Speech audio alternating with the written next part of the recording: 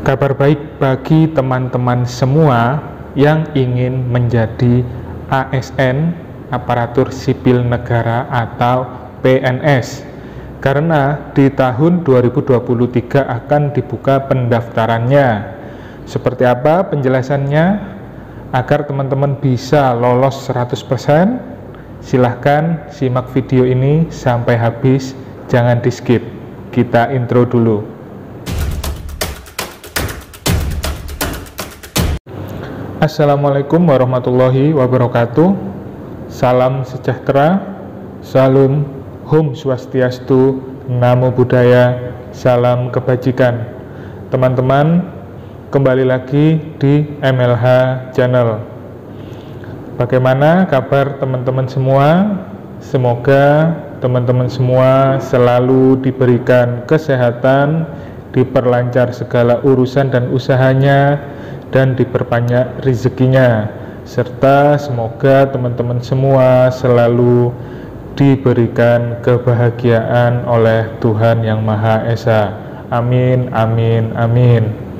Oke teman-teman, dalam video ini saya akan memberikan update informasi seputar calon pegawai negeri sipil, seputar CPNS ya, di mana telah disampaikan oleh Menteri Pan-RB bahwa di tahun 2023 akan dibuka pendaftaran CPNS.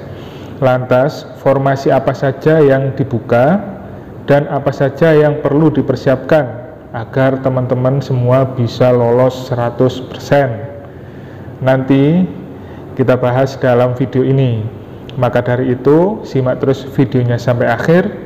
Jangan di skip agar tidak gagal paham. Dan sebelum kita lanjut, silahkan yang baru bergabung agar di subscribe dulu channel ini dan ditekan tombol loncengnya agar teman-teman semua mendapatkan pemberitahuan video terbaru dari MLH Channel. Dan jangan lupa di share ke berbagai media sosial milik teman-teman semua, dan juga di like apabila teman-teman suka dengan video ini. Kemudian buat teman-teman subscriber atau teman-teman yang setia menonton video dari MLH Channel, saya ucapkan banyak-banyak terima kasih. Oke, kita lanjutkan bahasan dalam video kali ini. Diketahui pemerintah melalui Kementerian Pendayagunaan Aparatur Negara dan Reformasi Birokrasi, atau biasanya kita menyingkatnya itu Kementerian Pan-RB, akan membuka penerimaan CPNS di tahun 2023. Bagi teman-teman atau putra dan putri teman-teman yang ingin mendaftar, dapat mengetahui syarat dan berkas yang harus dipenuhi, karena syarat dan berkas ini salah satu langkah awal yang harus dipersiapkan. Pengumuman pembukaan pendaftaran CPNS 2023 ini disampaikan langsung oleh Menteri Pan-RB Abdullah Azwar Anas.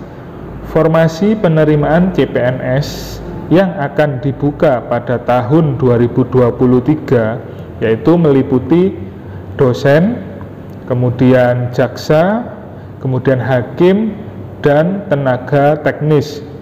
Salah satu pertimbangan akan membuka rekrutmen CPNS di tahun 2023 karena banyaknya aparatur sipil negara atau ASN atau PNS yang pensiun. Jadi banyak ya PNS-PNS yang akan pensiun di tahun 2023, sehingga pemerintah membuka pendaftarannya. Pemerintah juga sementara mengkaji pemenuhan CPNS khusus wilayah Papua, Papua Barat, serta DOB Papua. Tak hanya CPNS, Kementerian Pan-RB itu juga memastikan akan membuka pendaftaran pegawai pemerintah dengan perjanjian kerja atau biasa disebut dengan PPPK atau P3K tahun 2023, khusus untuk P3K formasinya yaitu guru, tenaga kesehatan, dan tenaga teknis lainnya diproyeksikan itu mencapai 424.000 sekian formasi instansi daerah.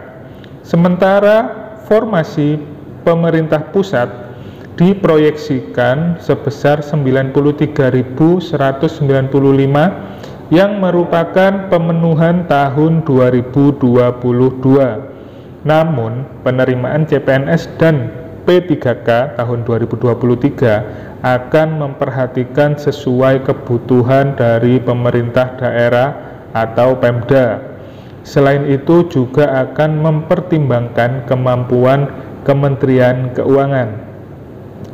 Berdasarkan data Badan Kepegawaian Daerah atau BKN per September tahun 2022, jumlah ASN sebanyak 4.315.181 orang. Dari 4.315.181 orang, tenaga ASN terdiri dari 3.956 PNS dan 359.000 P3K. Bagi teman-teman yang berminat mendaftar CPNS dan P3K, ada beberapa persyaratan yang harus dipenuhi. Persyaratan yang harus dipenuhi masih sama seperti pendaftaran CPNS di tahun-tahun sebelumnya, yaitu yang pertama, yang pasti warga negara Indonesia atau WNI.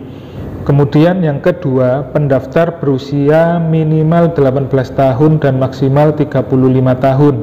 Untuk usia maksimal 40 tahun berlaku untuk posisi seperti dokter spesialis, dokter gigi spesialis, dosen, peneliti, dan perekayasa yang memiliki kualifikasi pendidikan strata 3 atau biasanya kita menyebut sebagai doktor. Sesuai peraturan Menteri Pendayagunaan Aparatur Sipil Negara dan Reformasi Birokrasi nomor 23 tahun 2019. Kemudian yang ketiga, tidak pernah dipidana dengan pidana penjara 2 tahun dan lebih.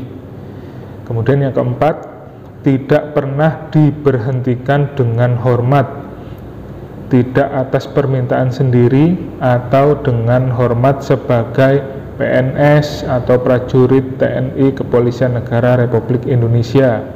Kemudian yang kelima, tidak pernah diberhentikan tidak dengan hormat sebagai pegawai swasta.